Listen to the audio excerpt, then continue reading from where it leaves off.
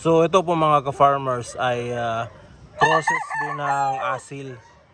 So tatlong dugo yung nakahalo dito mga ka-farmers. So merong sweater, merong asil, at saka yung round head natin. So ayan o. So hindi gaanong malaking manok mga ka-farmers, pero ayos po ito. Maganda yung pangangatawan. Para sa akin maganda yung kanyang body build. So ayan o. Sweater asil na nakakross sa round head.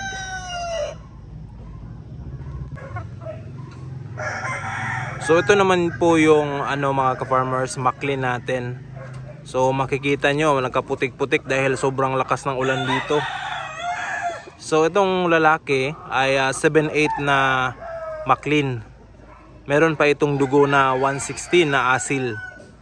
So ayan. So isa na lang ito dahil yung isa napunta sa Bohol.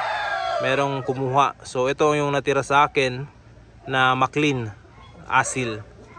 Ito namang babae, yan naman yung 3-way cross din yan mga ka-farmers.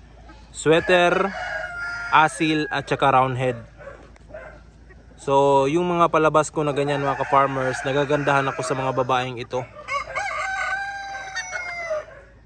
So kahit kahit para sa akin mga ka-farmers, maganda na itong mga manok na ito. So dito kung titingnan nyo, hindi yan maganda dahil nagkaputik-putik. Pero once na walang putik yan mga ka-farmers, sobrang ganda nito para sa akin. So kahit pangit yung muka, pero yung kulay niya maganda pa rin.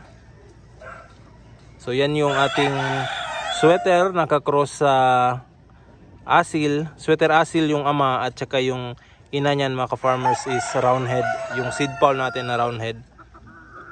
Alright, so ito namang asil ay yung Maclean natin ay 7/8 na naka-cross sa konting asil na 116. Alright.